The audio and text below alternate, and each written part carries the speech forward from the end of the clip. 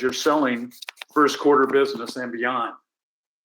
There's over 500 different products and services that are covered. So this is not some cheap study that has, 5 categories in it. It has over 500 different products and service categories.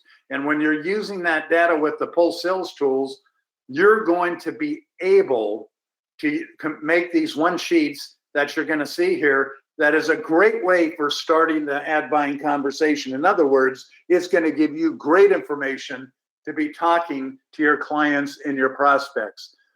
Many times as we're cold calling or we're out with our prospects, it's getting the right conversation going. This is designed to do just that. Now, here's an example of one of those sheets, just to show you how excited you should be.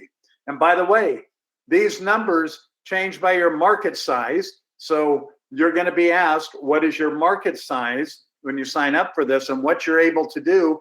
In this case, it was clothing stores. But think about this as a conversation. You walk into a clothing store, in this case, then do you plan to shop clothing stores over the next 3 months? Isn't that something that your customers want to know? Because your customers don't even know if anybody is going to come if they're able to be open. Some states, like I am here in California, some can't even quite be open yet, or there has to be a lot of creativity on delivery of products and services to their clients. But this survey showed that in this particular market, this is only an example. The numbers will actually come off of your market size, but you'll see here that in this particular market, over 18,000 people said, yes, we are going to be shopping. And that was actually half of the people that were asked in the market that they're going to buy something, some kind of clothing.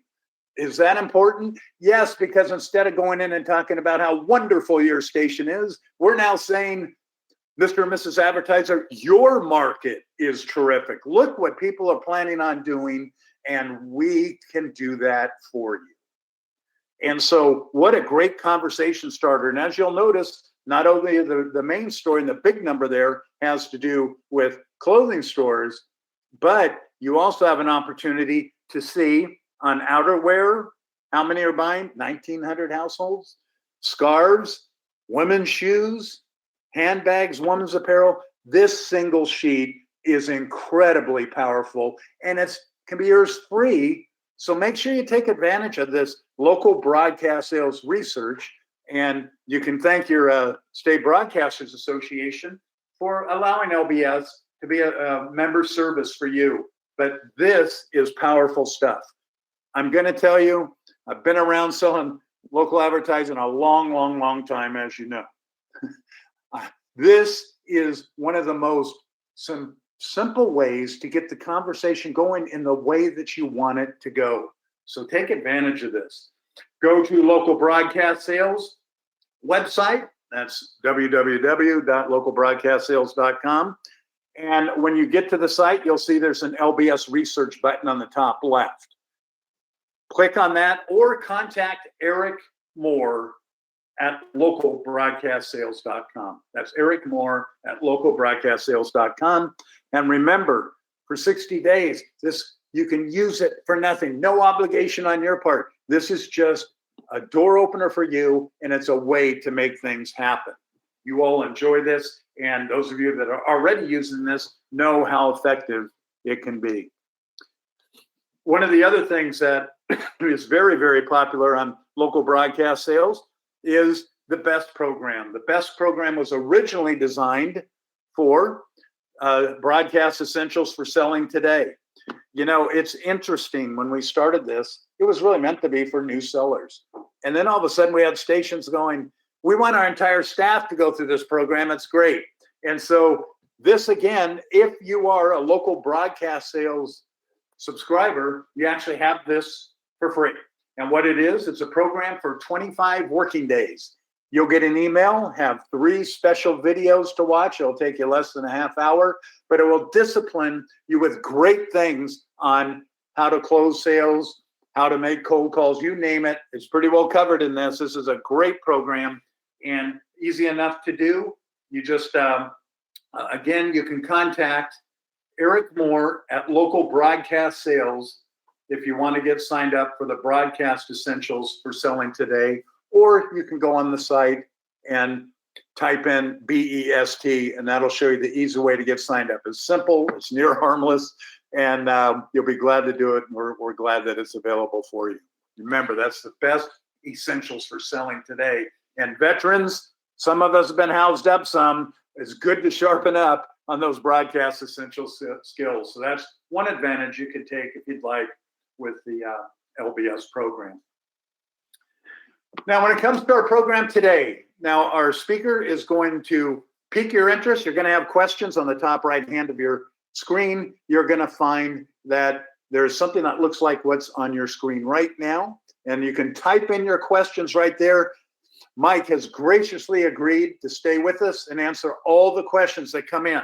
So if you want to have a question to ask a general manager, this is the way to do it, and good opportunity to do so. I'm going to suggest to you that Mike Costa, it's going to be a treat for you to hear from Mike. I have traveled for over 20 years to different stations around the country. And I have to tell you, Mike was always a standout. He was one of those individuals that I thought, this guy knows what he's talking about, and he's plugged in and he knows how to make it happen. He's also very bright from the sales side. And I found out just a couple months ago, Mike started his own company. I didn't even know he was going to be doing that. The minute I saw that, I contacted him and said, I've got an audience that needs to hear from you, Mike. And we have him on here today. So he's going to be a new voice for most of you. And I think you're going to find that he's going to be very, very insightful and helpful to each one of us. I'm going to let Mike give you his background and all that's going on. So Mike, I'm going to turn it over to you. And I want to thank you once again for being here with us. Well, thank you, Gary. And thanks for everyone being on the call. I'm very excited to be part of this and doing this webinar, and hopefully I can offer some insights. When Gary reached out to me, I just decided to leave the broadcast business and return to Chattanooga, which it's been my home for 20 years, and wanted to get back rather than commuting each week. I wanted to get back to a place I really love being. And I wasn't home probably a week when Gary reached out to me and reconnected. And you're right, Gary, we go back about 20 years where we did some training, and honestly, it was the best training that I had in my career, and really helped me throughout the years. So I appreciate that, and the fact that you and Eric reached out to me to do this. And just so everyone knows what the request was and what I've tried to put together and present to you, and also follow up with some questions. But the way they put it to me was, we want you to give our sellers some insight based on your experience in the industry and as a general manager. If you could go back in time and know the things know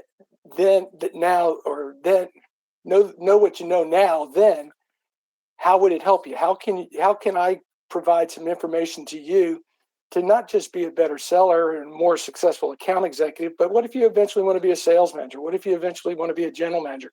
What are the things you need to know? What do you need to be doing now in this point of your career? So what I want to do is I'll walk through this with you, have some points to make and some stories, but we will leave some questions to the end. So it's a little bit more than preparing for 2021. It's really preparing for your career and being ready when your time comes. So first, well, let's see why we're not. Hold on. Sorry about that. There we go. So a little bit on myself. I've been in the broadcast industry for 30 plus years. I started off in radio sales, moved into television shortly after that. I was able to work my way up from an account executive to a sales management position, and sales management into a general management position. I was a general manager for 20 years, leading local stations. During the course of those 30 years in broadcasting, I've been in 3 markets, been in Memphis, Chattanooga, and Montgomery, 1 radio station and 4 TV stations.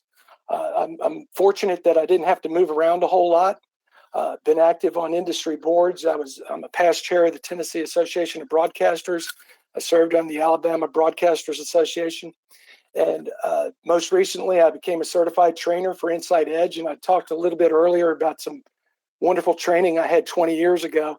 And it was Gary Moore and Inside Edge and communication styles. And I'll talk a little bit about that later in terms of what how to talk to your general manager. But it's so important to know not just how to communicate with the people you work with, but your clients, and know what their styles are, and know how they hear, and know how they listen, and how they present themselves. And that brings a lot of success of being able to get your message across and receive their message. So what goes on in the general manager's office? That is a picture from an actual general manager's office. It's a pretty cushy gig if you can get it, but it's not always that cushy. I go back to when I was selling. Clear Channel Communications had just bought my television station in Memphis, and I was a new sales manager, and they brought all the sales managers to San Antonio for some training. And one of the sessions they had was entitled, "So, you want to be a general manager?" And they went through, they had a whole presentation, but the number one thing, the top priority for every broadcast general manager is protect the license. And that's protecting your FCC license. That seems obvious, but the consequences of a FCC fine or someone putting the license at risk are great. And it could be as simple as someone calling into your radio station and dropping the F-bomb. That could get you in trouble. When I first took over the ABC station in Chattanooga, this was 2006, all ABC stations across the country had their license on hold if they were up for renewal, because if you're old enough to remember, Hill Street Blues had a scene where they showed someone's naked behind. That put all the ABC affiliates' licenses on hold for probably 3 or 4 years. So it's very serious about the FCC license. That's our license to be in business. So that's the number one priority. The general manager is responsible for establishing the station's vision and strategy. And really what that entails is, input from all departments and overall station direction. Yes, of course, there's heavy emphasis on sales. And if you're in television, you have a news product, there's heavy emphasis on news. And if you're in radio, that emphasis is obviously on sales and in programming. But the general manager's job is not to just focus on those departments, but to bring the whole station together under a common vision and strategy, get buy-in, and then it's really about monitoring the progress, measuring it, asking questions, and adjusting where needed. And the general manager has to be a resource to all the departments. I found the key to let department heads run their departments. You got to provide the support, you got to interact regularly, you got to be seeing people, but most importantly, the general manager's job is to ask questions. If you're not asking questions, you're not getting the information you need. You have to trust yet verify. You got to let your department heads do your job, but you got to ask the questions to make sure the progress is being made. So what goes on in the general manager's office? This is a little bit more true representation of some days in a general manager's office, a bit more of an accurate picture of what's happening. So no matter what you have planned for the day, there are days you just throw out the script. And that can happen the second you walk in the door, or that could be the second the phone rings and it's corporate and someone's saying, "Hey, this is the initiative we're pushing down. And guess what? It's a priority. No matter what else you had planned, this is the new priority." You're probably familiar with those days because you get a text from your sales manager. It's that hair on fire, drop everything text that says, "Where do we stand on this? I need some information. I got to get this back." We've all been through that. So you have to adjust on the fly, obviously. Now, what's really changed it for all of us is COVID. COVID changed everything operationally every day. We went through a period where we were taking people's temperatures every day. And a lot of that's still going on for those people who are coming into the building. You're working from home. A lot of people are working from home. Your newscast, if it's being produced on television, there may be elements of that being produced out of the chief meteorologist's garage or the anchor's bedroom. It's a completely different world that everyone in management, general management, and on down the line has had to adjust. And really the other thing that will totally throw the day off or change what you had planned that day are HR issues. HR issues have to be addressed right away. They could be as simple as two people not getting along and someone being offended or concerned, to serious things like harassment and like that. So the general manager has to be involved in all of those things. That's why you may not always see them around or behind closed doors a lot. It's not always it's not always what you might think it is when they're behind closed doors. There's usually some kind of personnel aspect of it that causes them to go behind closed doors. So a little bit into preparing for 2021 and really talking about how you go about preparing for your budget. And I realize here we are in December, and you're either, if you're on a calendar year, you're either still working on tweaking your numbers. Most of them have been worked on quite a bit. Very few are put to bed at this point. But from a salesperson perspective, what can you do in preparing your budget that's going to help your station? It's going to help your overall effectiveness for the next year. And my first thing is be realistic. And that's really looking at your client list and identifying those accounts that are fading. They may have spent $100,000 last year, but you know what? Their budget's cut to $50,000 this year. Or non-returning. How do you replace those dollars? Have a plan to replace those clients and those dollars. And most importantly, no pie in the sky. And I go back to when I first got into this business and preparing budgets. I was a new account executive in 1988. I know that makes me a bit older. But we did not have Excel. We did not have access to computer programs. And the way we did budgets then was we had graph paper or the green line paper, and you would write down on the far left column the account, and you'd have 12 rows over or 12 columns over for the months, and you would fill in each one of those. So you had to add it up across and you had to add it up down. And it was a very tedious process. And what happens when you're looking at your account, we all get a little pie in the sky. Well, I got $5,000 a month out of them last year. I can definitely do $7,500 a month this year. And it's easy to convince ourselves of that. So I encourage you, when you're looking at your accounts, unless you have a good reason to know that they're going to be spending a lot more money and a lot in an area, to be more realistic in terms of how you project those out. Know your accounts. Know there are important anniversaries, important dates, things you can build campaigns around. Does your general manager know the client? Make sure your general manager has a relationship with the client. And when I talk about know your accounts, one of the things when I was coming up through sales, I focused more on local direct accounts. I did not do a ton of agency business. I did some, but I really like focus on the local direct accounts because I always like to sit down and learn that entrepreneur story. I came from a family who had a family business. I always like to know how people made that decision to get into business for themselves. And this was in Memphis in probably 1991. And I had an account guy who had been on the air with me probably 2 or 3 years, and we're out to lunch one day. And I told him, I said, Dale, I love success stories. I love to hear how people got into the business. And this guy had an accessory business. And this, again, was back in the early 90s, truck and van accessories. So it was customizing trucks and vans and all the things that go along with that. And he had owned this business for about 15 years or so. So he got in it in probably 1976, 77.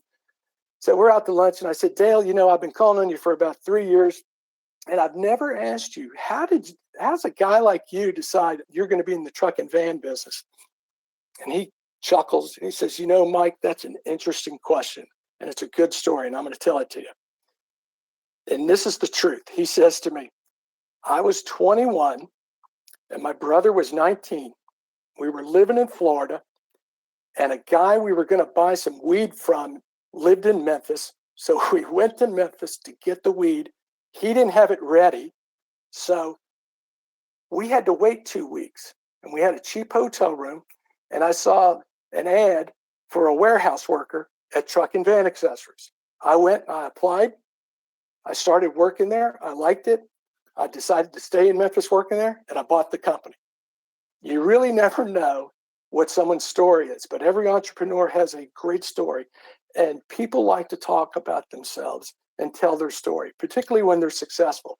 So that in knowing your clients is sit down and have those conversations, because I think everyone has a story to tell in terms of how and why they got into the business that they're in.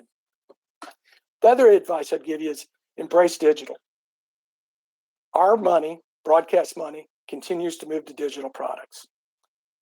It's a tremendous amount of what's being spent in each of our markets, not just in the digital that we all do, OTT, building websites, geofencing, geotracking, but Google's in there taking money out of our pockets. Facebook's in there taking money out of our pockets.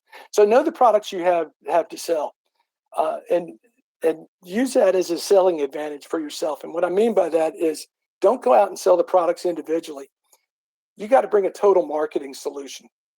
And so I'm a big funnel guy, and what I mean by that, at the top of that funnel is your broad reach, and that's where your broadcast fits.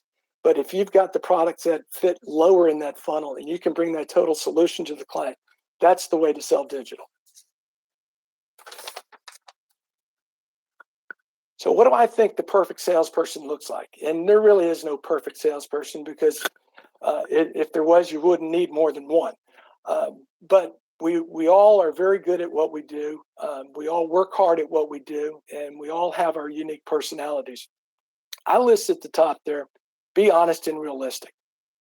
And that means don't BS. And on both the client side and on the station side. So when your sales manager says, have you talked to the client? Oh, I left a message and they haven't gotten back to me. Believe me, I've used that excuse a million times. It's seldom true and hardly believable when they hear it.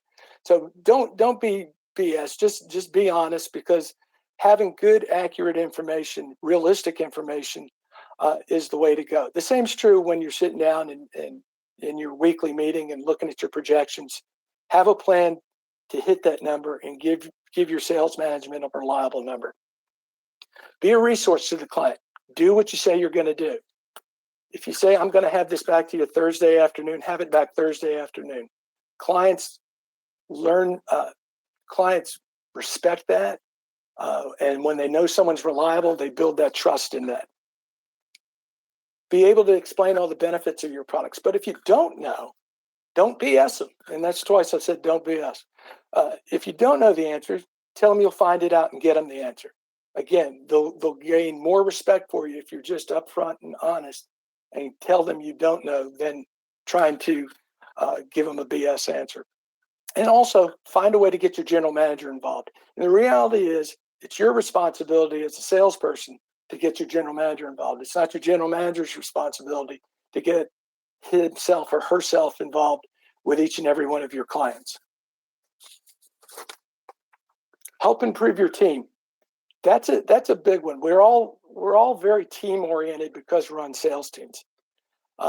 Whatever you can do to make your team stronger. Let's say you're competing against a good salesperson. You run across a competitor who's a really good salesperson. Maybe they're a good fit on your team. If they're a good salesperson, they're going to improve your team and improve your station. The other thing I've done in the past, when I've run into a good salesperson, we didn't have a fit on our team, but I was just frustrated with competing against this person, I'd recommend them to the headhunters who'd call me. Sometimes you can get a person to move out of the market, and that helps you improve your team. That's subtraction, addition through subtraction. Be a team player in the building. And, we in sales, because I came up through sales, like to believe, and it's true, that if we did not bring in the revenue, the station wouldn't have a reason to exist. That may be true, but the reality is this is a team effort. Every department contributes, and we need to remember that. So you got to build strong relationships within the building. This was my own personal thing. I found I worked hard to develop a strong relationship with two particular departments, traffic and production. I didn't really focus too much on whether my sales manager liked me or not, because I knew my sales manager would like me if I was making my numbers and doing the things I needed to do. But if I had a good relationship with traffic, I knew if I had clearance issues, or if I had to move something, or if there was something, if an advertiser fell out of an area and there was a hole to fill, that the traffic manager would pick up the phone and call me and say, hey, we got room for this. And then production, particularly on the television side, having a good relationship with that production manager is very important, because the sooner you can get a good quality production done, the better off you're going to be. Balance the client's perspective or the client's needs with the station's needs, and I think this is very important. And one of my great frustrations was the station was always the bad guy. Some account executives I worked with did a great job of getting the client everything they could get and always taking the client side, but the station isn't always the bad guy. So don't bash the station or tear down that foundation. We've all gotten these calls before for clients, whether it's radio or television. You know, the client doesn't like a particular on-air talent or something like that. Rather than commiserating with the client in that, oh yeah, Jimmy's a pain around the building and no one likes him anyway. Maybe take the position of, here's why what he does on air brings more ears and therefore more potential advertisers to you. There's a balance that we have to represent both the station and the talent and the client. And remember, the client may always be right, but the request or demand may not always be tenable. And always remember that every problem leads to an opportunity. And that's being solution-based. When you do have issues, whether it's with a client or anything else, and you're going to your sales manager or even the general manager, don't just bring the problem, bring the opportunity for a solution. And I would say always lead with success. And the example I'd give you there is if inventory is tight or you're being told don't go off rate card here, I always tried to lead with success in that if I went out and did a big deal and I knew I sold my news for $200 rather than the $300 on the rate card, I didn't come back with, hey, I sold the news for $200 and I'm below rate card. I came in with leading with success. I sold a $50,000 deal, but I had to take the news $100 less. All of a sudden, that didn't matter as much. So how do you communicate with your general manager? And that's a big question, because every general manager is different. Everyone has their uniqueness. It depends, and that's an easy answer on my part.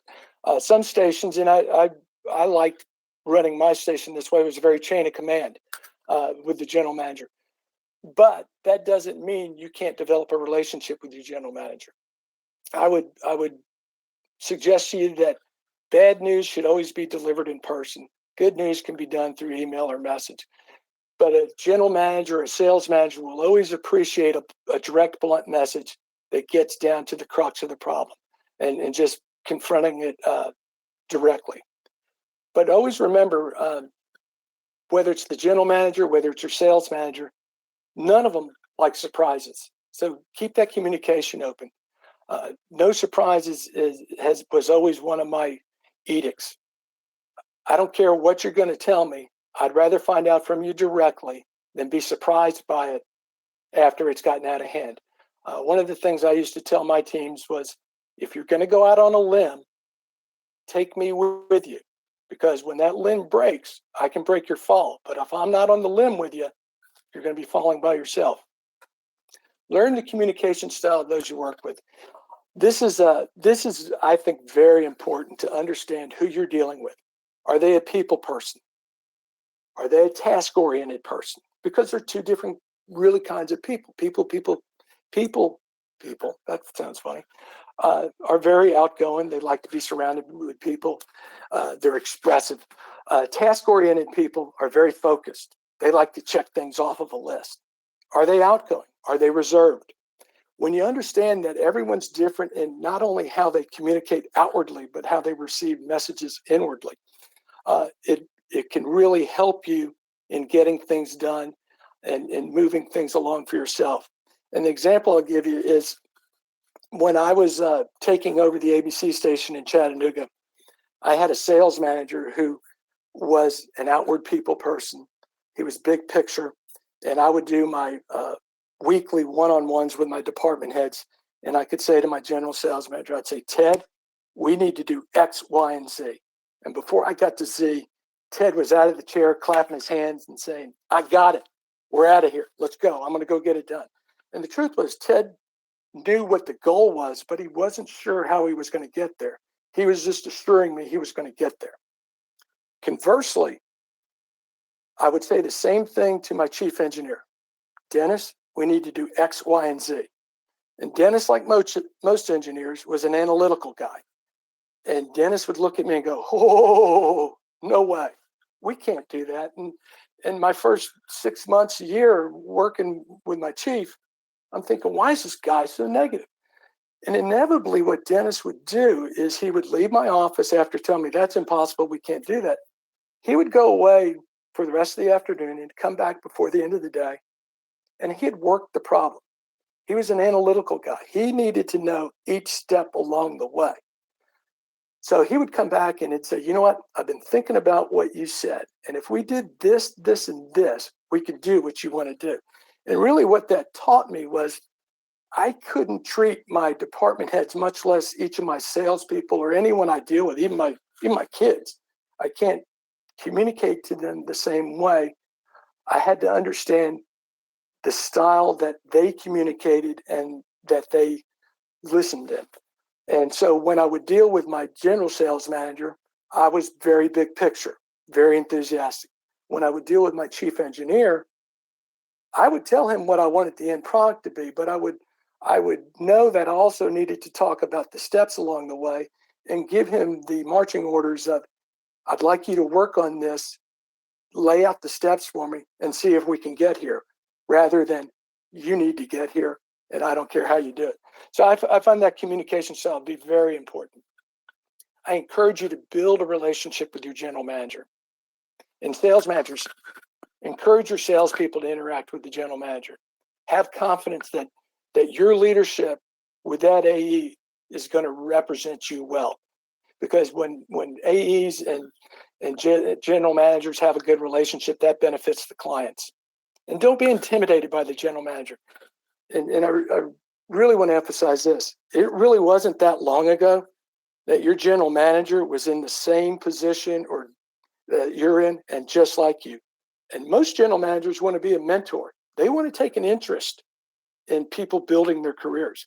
I know throughout my career, I saw my job not just as running a television station, but helping people grow their careers. If we're helping people grow their careers, we're getting better results and having more success. And really, if you use the football analogy, it's like a coaching tree. The successful head coaches usually have assistant coaches that go on and get very successful. So what does my general manager want from me? First and foremost, know your job. And that's the nuts and bolts of know your job. Yeah, know ratings and shares, know your competitors, know all those things. Ask about the budget. If the client won't give you the budget information, find another way to get that information. Look at industry standards of how much per square foot furniture stores put towards their advertising. There's ways of getting a good guesstimate of what your client will be spending in the market. Be a student, always be learning. And I think being on this call is a great sign that you want to always be learning. You got to learn about digital. You got to learn about the challenges of the industry. Learn about your clients' challenges.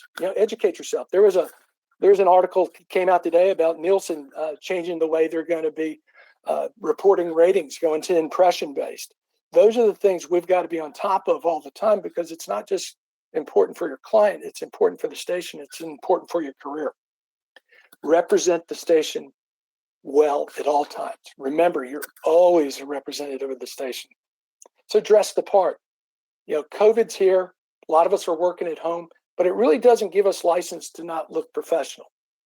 I think in our industry, the people we deal with expect us to look professional. And when we let our guard down, we don't want to look like the guy helping us at Best Buy. We want to look at like his boss's boss. And I think if you dress the part, they take you more seriously. Be professional in all your interactions. Don't bash your competitors or your own station. And really, don't bash your competitors, but really don't bash your own station. A client's going to see that, and they may enjoy chewing the fat with you over that. But if you're bashing your own station, they're not going to have confidence in your station, and it won't end well. And remember that politics, religion, and sex are seldom good topics with clients or at work. It just it'll keep you out of trouble. Generally, you hit one of those topics, you're going to alienate 50% of the people you're talking with. They're on one side or the other. So just avoid them. And then, as I like to tell people, social media is great until it isn't. What you post out there on social media, you need to remember you work at a broadcast station.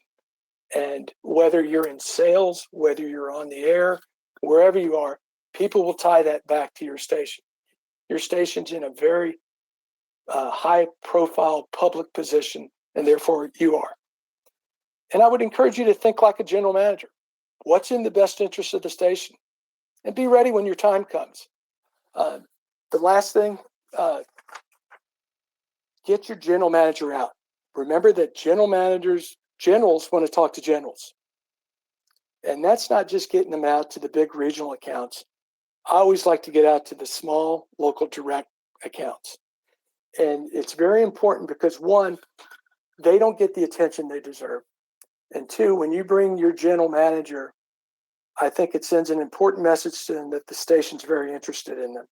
And this is the last thing I'll leave you with. Sam Walton started with one store. So that small local business you take your general manager to may be the next Sam Walton. So with that, who has the first question?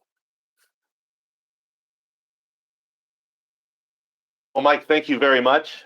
Good stuff, and we appreciate it. We do have some questions that have already come in. Just want to remind everybody, if you'd like to send a question in to Mike, use the questions section in the GoToWebinar control panel that should be there for most of you on the right-hand side of your screen. There's an orange arrow, and that should hopefully direct you to where you need to go to send the questions in if you'd like to ask one of Mike. Mike, here's the first question. How can I get my general manager to make sales calls since she doesn't currently go out to client locations? I'll answer that two ways. One is if it's COVID related, there's some exceptions there. And you could really take this whole presentation and divide it into pre-COVID and COVID. But the reality is some point in 2021, we'll be back to normal. I would try to find a common interest between the general manager and the client. Yes, the client's business should be a general common interest, but there might be something else there. Maybe their kids are in the same little league. Maybe they go to the same church, or they're both on the chamber board. But if you could bring something to the general manager that says, my client, Jones Chevrolet, sponsors your kid's little league team, that may be a way to get the general manager out. Not everyone is, as I say, an expressive personality and wants to be out. Some people, going back to understanding your general manager's communication personality, may not be comfortable with it. So it's finding a way for them to be comfortable. Mike, why does my general manager always compare our sales team to other markets? We have some unique challenges in our own market, and he doesn't seem to realize it. I think they realize it. I think that this is kind of twofold. Is we're all guilty of that who's ever worked in another market, and you have to consciously go in and not say, for example, when I was in Montgomery, saying, well, in Chattanooga, we did it this way. That's true. And every market is unique. But you know what? Any manager, whether it's a general manager, sales manager, anyone who's been in multiple markets, has heard that from the sales teams that, well, our market's unique.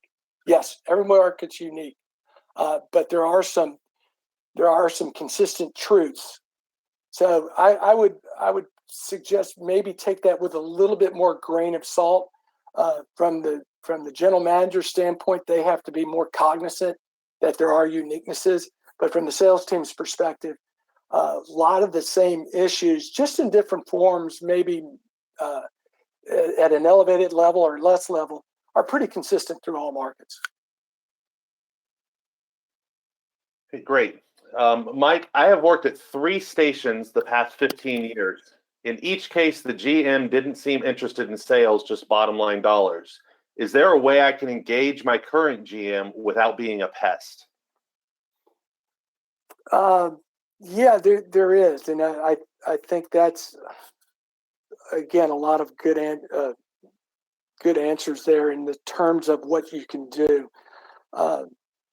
Yeah, the general manager, yes, is going to be concerned about the bottom line. But what gets you there's only 2 ways to get to a good bottom line. One is increasing the top line, and the other is cutting expenses. And really, no one wants to cut expenses. That's painful because a lot of times that means personnel. So, being able to show the general manager that being more active with clients will bring in more dollars, I always think is the best. And being able to offer your general manager some information or some things in terms of that will help them understand and appreciate the clients more. I don't have a magic bullet for saying that, if you do this, the general manager get it. I think it's just engaging them more. I wouldn't worry about being a pest until they tell you you're being a pest.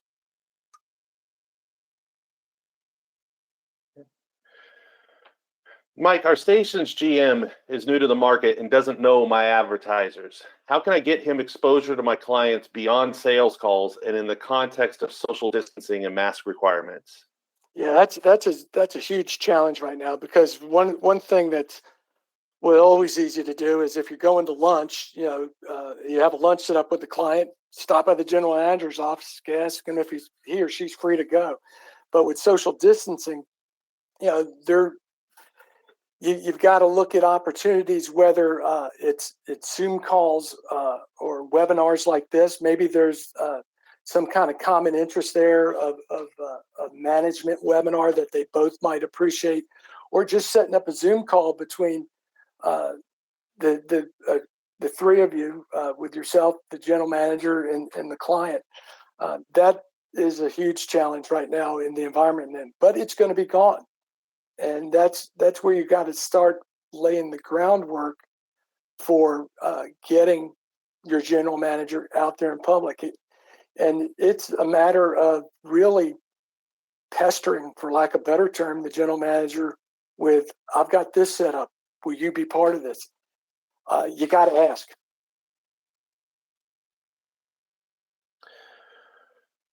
Mike, my GM is canceling Nielsen for 2021. What's the best way for me to convince to her or to communicate to her that agencies require Nielsen ratings? How can I overcome not having the Nielsen numbers? I would suggest to you that your general manager's not canceling Nielsen. Probably your company is, to save quite a bit of money, unless it's a smaller privately held company where general managers have more autonomy, because that's a big difference between working for a big group or a small privately held company is the level of autonomy in terms of decisions like that at the station level. Nielsen is the currency we use, but if you do a little research, you'll see that there are already groups that have canceled Nielsen, both big and small. Not every station. I think some of them, I believe Nexstar has canceled, but I'm not positive about that. Those stations haven't gone away. There's other ways to sell. Most of the agencies have access to Nielsen, and I've long believed that the only time you really need a rating service like Nielsen, when you're a runaway number 1, it's great because you've got all the numbers. But if you're really a number 3 or 4 station and you don't have numbers anyway, it limits you. It's putting a label on you that you're not as good as the others. And by canceling Nielsen, you're focusing more on local direct business, where the only currency that matters is if the cash register rings. I said earlier in my presentation that I focused on local direct businesses. And one of the reasons I did that was that the outcome of how campaigns are done are evaluated differently. If you're focusing just on an agency, if it's an agency buy and most of your stuff is agency stuff, you can ask that agency, was the campaign successful? And they're going to tell you, we had a budget of 1,000 points to buy. We bought 1,000 points. We delivered 989 points. We produced a Addy Award-winning spot. Yes, it was successful. You can go to the client, same client. Was that campaign successful? Well, normally we sell 100 cars in the month. We only sold 89 this month. No, it wasn't successful. So I wouldn't put too much stock in not being able to be successful if you don't have Nielsen telling you where you fit in the pecking order. Great. And Mike, I also want to add as well, we've got stories of stations that have used the LBS research that we talked about at the very beginning of the video, or at the very beginning of the webinar, that have used the LBS research to overcome the fact they don't have Nielsen numbers. If people have questions about that, they can contact us at LBS. And Eric, that's a great point. Qualitative information like that is really the best thing you can bring a client. Most clients don't know what a rating is, and frankly, not everyone can explain it to where a client will understand what a rating is. Clients do understand thousands, but what they really understand is people who have an intent to buy, and if your station has a predominance of those people, and at the end, if their cash register rings, doesn't matter if you have Nielsen or whatever. Excellent. Mike, next question comes from David. David asks, can I convince my GM to throw their weight around with my program director for new content I can get sponsors behind?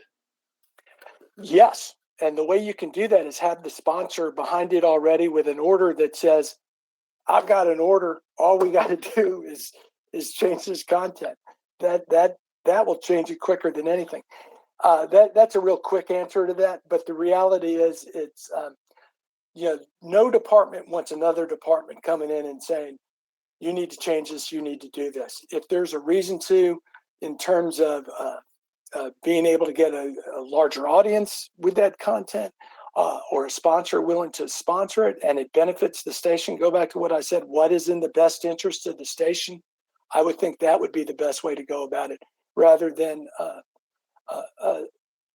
lack of a better term, a selfish aspect of this is going to be good for me. What's in the best interest of the station? If it's in the best interest of the station to change that content because it brings in more advertisers, then definitely. Yeah. Excellent. Next question comes from Jennifer. Jennifer wants to know, what content management systems do you like? I didn't really have any content management systems. So I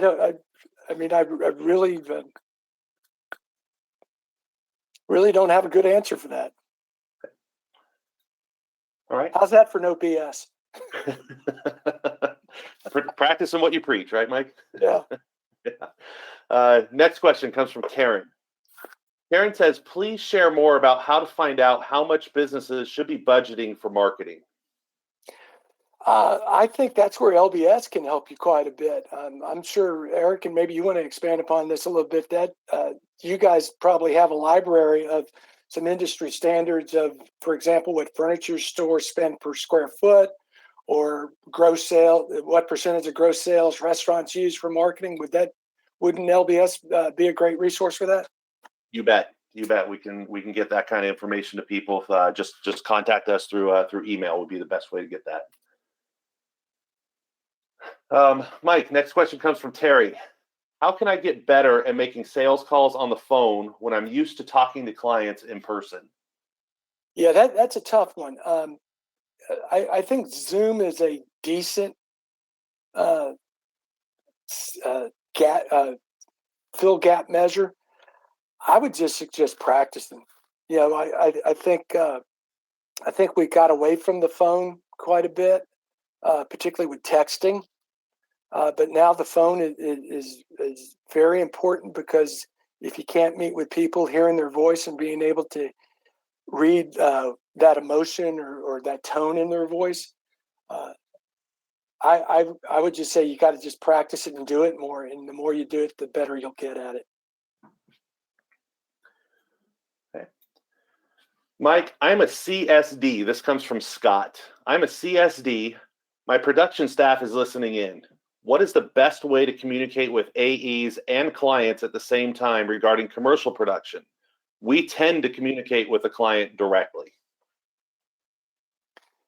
Yeah, and one of the things I always encouraged my salespeople to do was be part of the production process, not to interfere with it, not to get in the way, but to, in a sense, hold the client's hands. A lot of production departments have repeat clients and have good, strong relationships with them. It was particularly important when it's a new client. I think you have to have a plan with the account executive before going to the client, in terms of what's expected from each, who's taking the lead. Because if you don't, you get that mixed message. Whether your client's hearing something from the account executive and something different from you. I think that's a discussion that the production department and the sales department or the sales people need to do some planning ahead of time to make sure they're on the same page. Mike, next question comes from Deborah. And Deborah asks, do you have any favorite books for determining people's personalities? Not necessarily favorite books. I got a great training program for you that if you see my email address, I'll tell you more about. It frankly goes back to the training I did with Gary 20 years ago with Inside Edge. Gary, you may be able to recommend some specific books more than I could. Yeah, Mike, I'll jump in, and I recognize Deborah. She is an LBS member. Deborah, you can get a taste of it. I would definitely contact Mike if I was you, but you can get a taste of that on Local Broadcast Sales under Selling Skills. Look at the series called Selling by Personality, and that'll give you a start. Mike can get much more in depth with you on that, but that will give you a start and help you to whet your appetite on that topic. Mike, this next question comes from Dave. Dave says, I am literally only 1 month new to radio sales. I've been asked to create a 2021 budget and don't have past annuals to evaluate. I have been successful in my short time here, but how do you advise I create a goal with no backlog? That's a challenge. You have to look at, if you're a month into it and you do have a couple of accounts, you have to look at those. And if they did anything, you have to look back at them. But if they didn't, you have to think what's realistic in terms of growing that account. And then since you really are building something, it's frankly much like I'm trying to build a business. I'm 2 months into trying to build a business and building a business plan of, if I'm making this X number of calls, how many of those can I bring to the proposal level? How many of those can I bring to the close level? How many of those will stay with me throughout the entire year? So it does become a bit of a math problem at that point, more of a numbers issue in terms of how many calls are you going to make, and look at what maybe your average sale is or what the average account is worth. Target a specific industry by season, and really just go down that industry list until you find one willing to talk to you and two willing to buy from you.